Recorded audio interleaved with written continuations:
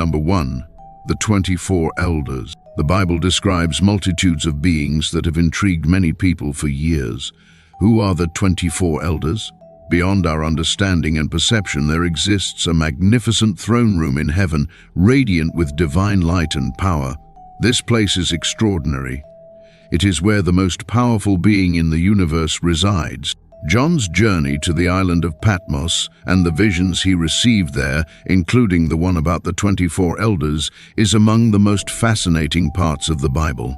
In the middle of all the amazing sights of the spiritual world, one group stands out clearly: 24 elders, wearing white clothing, golden crowns on their heads, and sitting on thrones that surround the central throne. But who are these beings? And why are they gathered there? After John delivered messages to the 7 churches, he was suddenly taken into the very throne room of God. There, he saw God sitting on a throne that shone like precious jewels. Surrounding God's throne were 24 smaller thrones, and sitting on them were the 24 elders. Each elder wore a white robe and had a crown of gold on his head. In this video, we'll take a closer look at some of the most mysterious beings ever mentioned in the Bible. So, if you're curious to uncover their secrets, I invite you to subscribe to the channel, tap the like button, and stay with me until the very end. The elders, along with the 4 living creatures around the throne, prostrated themselves before God, casting their crowns before him and declaring, "You are worthy, O Lord, to receive glory, honor, and power, for you have created all things, and by your will they exist and were created." Revelation 4:1. There is no place in the book of Revelation where the identities of the 24 elders are detailed.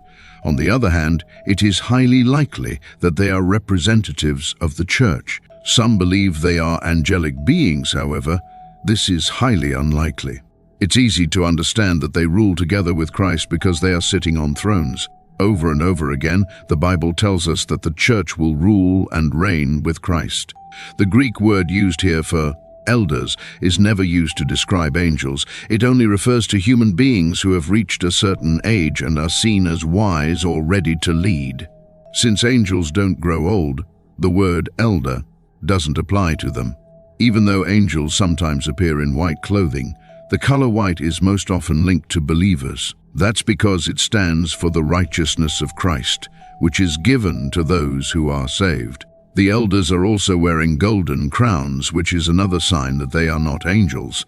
Angels are never shown wearing crowns anywhere in the Bible. There's no proof that they ever do. The cherubim, those living creatures near God's throne, help inspire the 24 elders to worship. As the cherubim honor God all day and night without stopping, the 24 elders are seen as symbols of God's people, especially those from the Old Testament. They wear victory crowns and have now entered the place their Savior promised and prepared for them. Number 2, the wheels in the Old Testament. Angels are referenced 108 times. In the book of Exodus, Moses also encountered angels during the wandering period in the desert. But what are the wheels? The term wheel in ancient Hebrew refers to actual wheels, but of particular interest are the wheels of God's throne mentioned in Ezekiel's vision. God chose to open the heavens to Ezekiel temporarily. The description of Ezekiel's inaugural vision is one of the most challenging passages to translate in the entire Old Testament. Ezekiel first recounts where he was when he saw the vision. He attempts to put into words something that could not be clearly explained, using similes to describe it, comparing it to other things to give an idea of what it was like. As Ezekiel observes a dark, threatening cloud of lightning and fire approaching from the north, within the cloud there are 4 illuminated beings shining brightly. Before witnessing the wheels, Ezekiel saw creatures later identified as cherubim. After seeing the cherubim, Ezekiel saw the wheels, akin to the wheels of a chariot.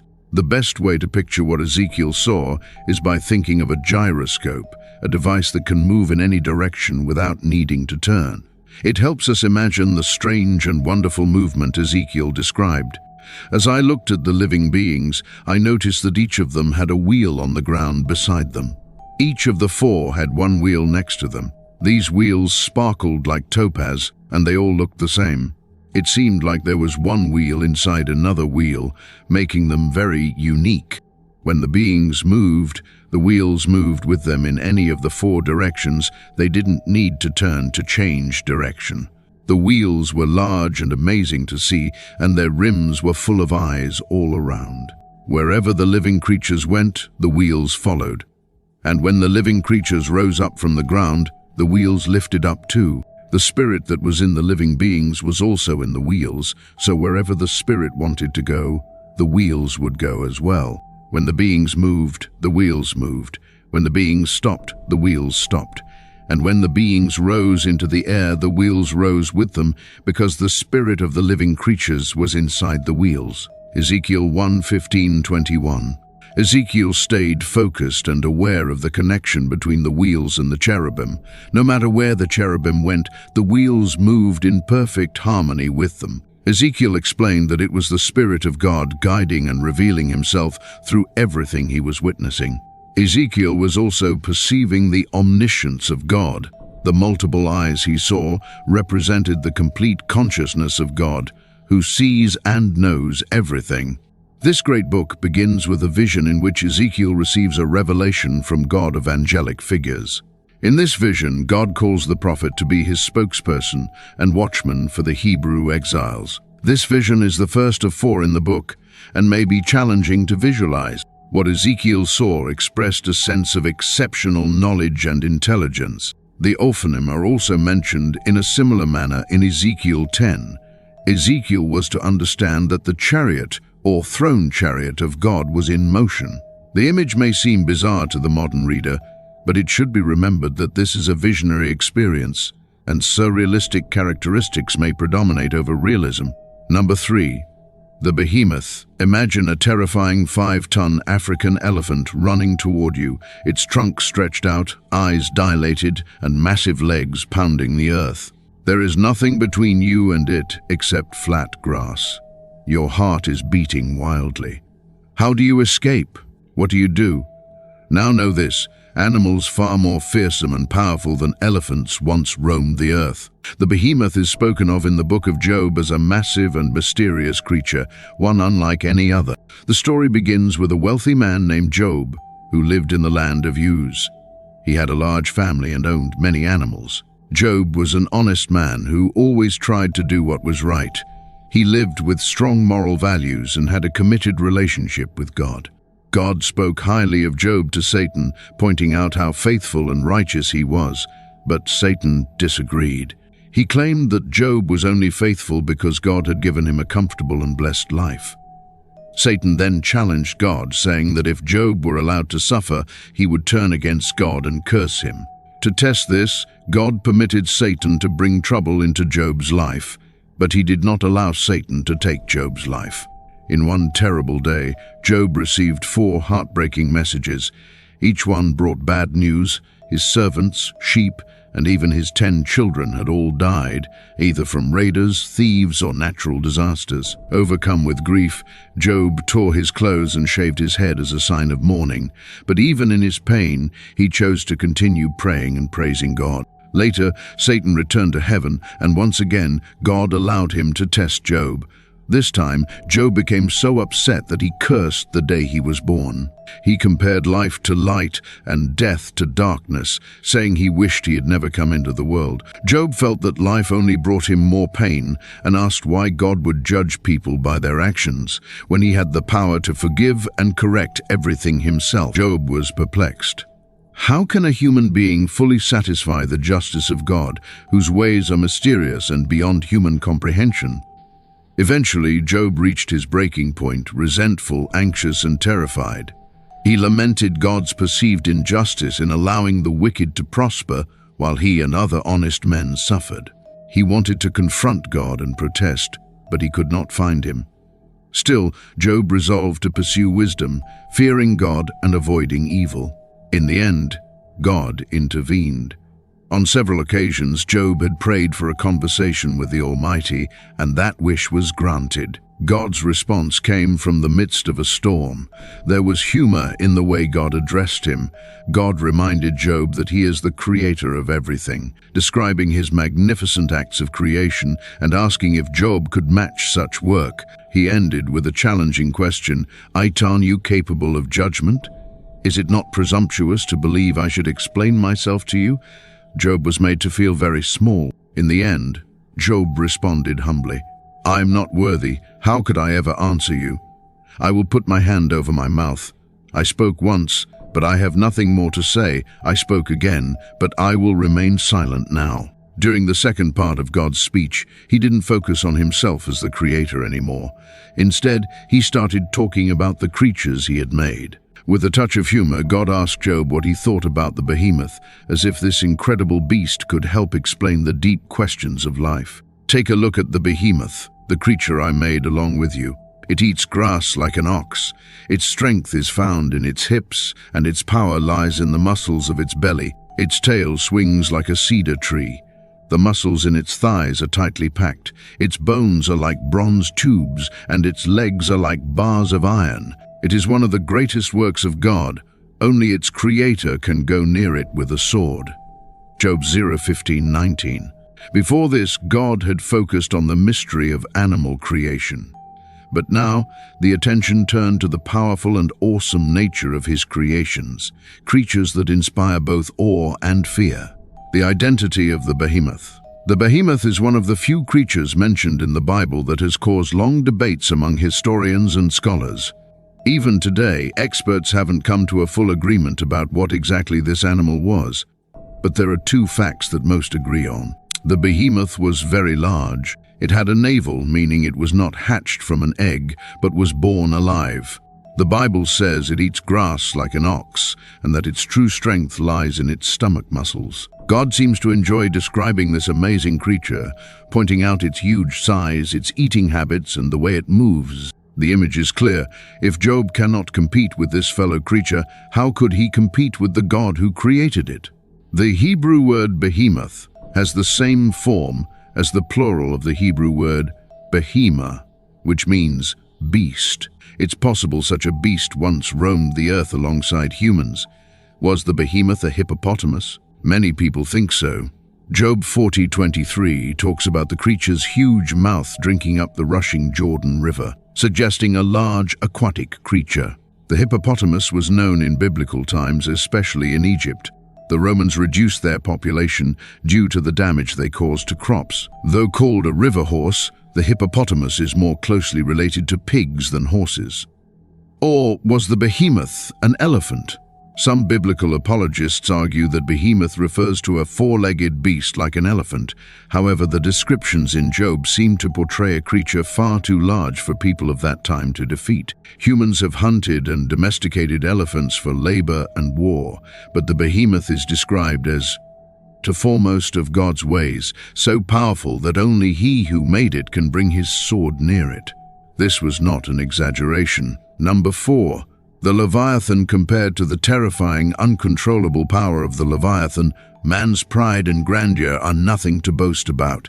The more humble we are in the presence of God, the more clearly we understand our place. And that's the point.